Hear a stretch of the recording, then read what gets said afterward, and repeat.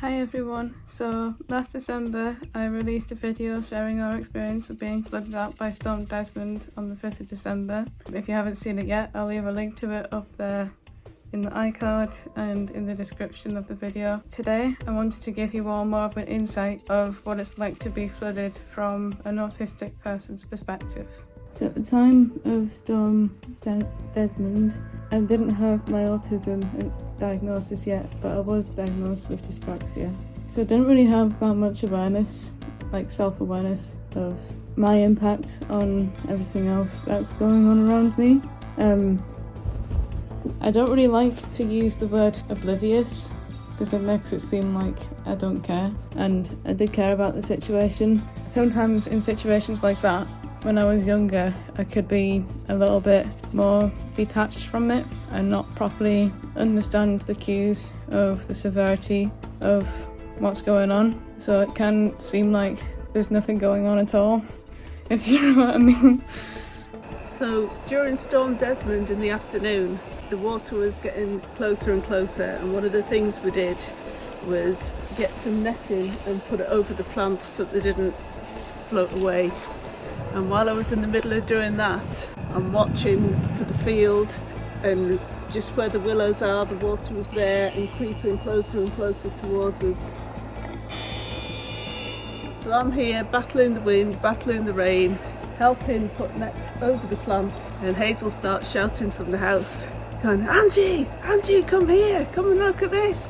So I went back to the house, took off my wellies, took off my waterproofs, went in, and she took me upstairs, took me to my bedroom and got me to look out the window to see the water coming through the hedge. And she's like, look at that, look at the water. And I said, I know, I was out in it.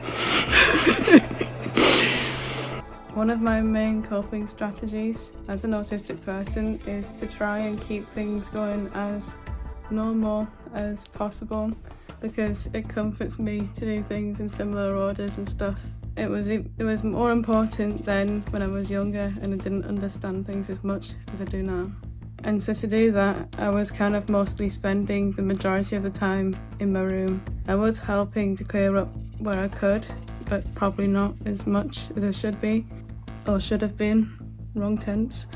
The other thing that I had which helped me at the time is I used to have a YouTube channel where I made videos about the pets that we had. So the majority of the footage that I got during Storm Desmond was centered around the pets, and most of the footage that I got of the storm came from my parents. So that's kind of how I was able to put the video together and include a little bit of humour with the pets in it as well. So part of the reason why I wanted to include the pets in the video is because being flooded out is a whole family experience, and quite often when people share things about being flooded out, they're only sharing footage of the river and some of the rain.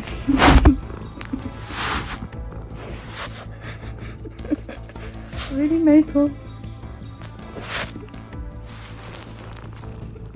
Do you really love them that much? Most people just share what it's like just from a human perspective, and you just get a little overview of it, but you don't get the proper insight of the full family experience. So that's kind of what I wanted to create. So with Storm Kira, Hazel was far more primed to help, and she came and helped move the car with me so I wasn't on my own.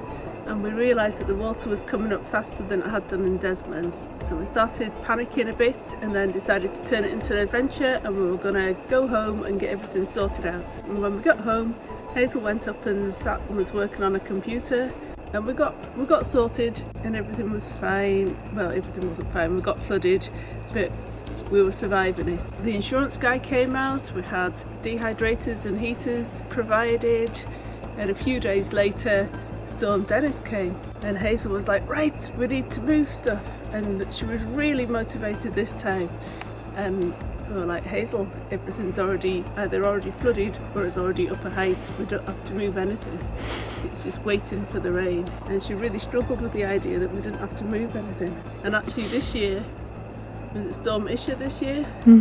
We just had wind, and Hazel's like, right, we need to move stuff, it's a storm. And I was like, Hazel, where's the rain? And she's like, oh.